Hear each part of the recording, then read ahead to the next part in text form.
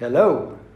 Thank you for joining us. Welcome to Lick of the Week. This is week number 14 of our 52-week series exploring iconic jazz phrases.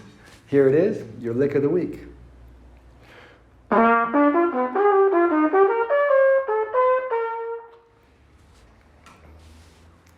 And before I break this down for you, I just want to say thank you real quickly to our Patreon sponsors. Guys, thank you for making this series possible.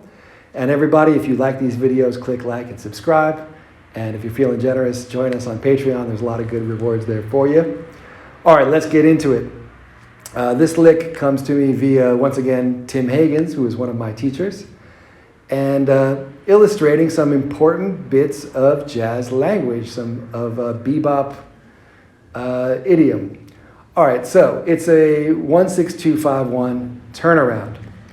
And let's take it one bar at a time. The first bar, we see this 1-3-5 arpeggio on the one chord. Great, no problem there. Then the B flat becomes a B natural, which is the third of the G chord. And you get the same thing, which I showed you in the other Tim Hagans lick, where you take the third and jump up to the flat 9. Very typical device. Change direction, and it comes down scale-wise. Great, now we're at the second bar. Here's where things get fun. Setting up this flat 13 sound over the dominant chord. That's what this lick is really all about. This D flat resolving to the C natural over a B flat chord. All right, so on the 2 chord, instead of starting on scale degree 2, that's to say the root of the 2 chord, we start on the third of the 2 chord, and we go up an arpeggio from there. So instead of going 1-3-5-7, we go 3-5-7-9 on that 2 chord, which incidentally makes a 4 major 7 arpeggio. It's the same thing. We can talk about subdominant function and what that means, but a 2 chord is subdominant.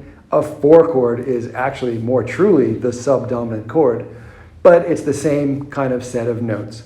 C minor 9 and E flat major 7, almost identical in application usage.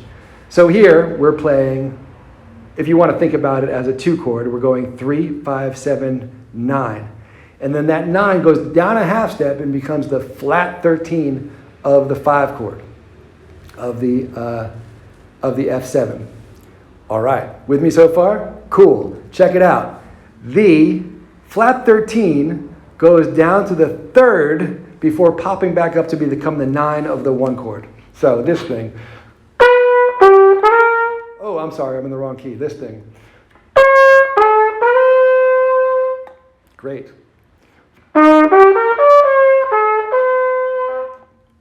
Now that sound from the flat 13 to the third, back up to the 9 on the resolution chord, is a really common bebop jazz device. Think about the ending of A Night in Tunisia, where Dizzy Gillespie plays this crazy great coda and then ends up with exactly that.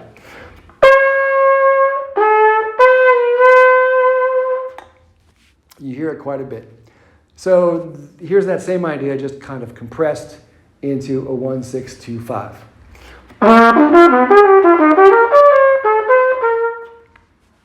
All right, so there it is. That's your lick of the week. A 1-6-2-5 turnaround using the flat 13 resolving to the 9 when it resolves onto the tonic chord. Patreon sponsors, stay tuned for the details video, where we're going to be talking about different ways to practice these ideas and make the most use of your practice time with this lick and with all the licks that I've talked about. So sign up for Patreon if you want to see those videos. There's a whole series of them that go with each of these licks videos. And if you are a Patreon sponsor, I'll see you in a couple minutes. Take it easy. See you next week.